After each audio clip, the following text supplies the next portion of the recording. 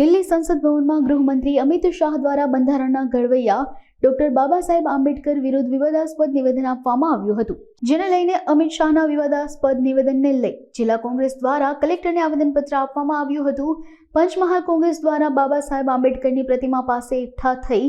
અમિત શાહ રાજીનામું આપોના સૂત્રોચ્ચાર સાથે કલેક્ટર કચેરીએ પહોંચીને આવેદનપત્ર પાઠવ્યું હતું, જેમાં ગોધરા, હાલોલ, કાલોલ, જાંબુઘોડા, ઘોગંબા, મોરવા, હડફ, શહેરા સહિત જિલ્લા કોંગ્રેસના આગેવાનો, હોદ્દેદારો, કાર્યકર્તાઓ તેમજ વિવિધ સેલ સંગઠન ઓર્ગેનાઇઝેશનના સભ્યો ઉપસ્થિત રહ્યા હતા। ભારત રત્ન ડોક્ટર બાબા સાહેબ આંબેડકર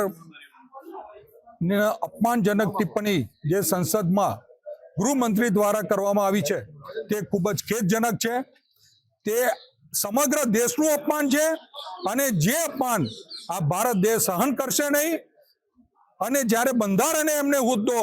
મંત્રી તરીકેનો આપ્યો હોય તે જ બંધારણ અને જે બંધારણના ઘડવૈયા ડોક્ટર બાબા સાહેબ આંબેડકરજી વિરુદ્ધની જે ટિપ્પણીઓ ખૂબ જ દુઃખજનક છે, ક્ષોભજનક છે, જેને અમે ખંડન કરીએ છીએ અને રાષ્ટ્રપતિજી દ્વારા રાષ્ટ્રપતિજીને આવેદનપત્ર આપી અને અમે માગણી કરી છે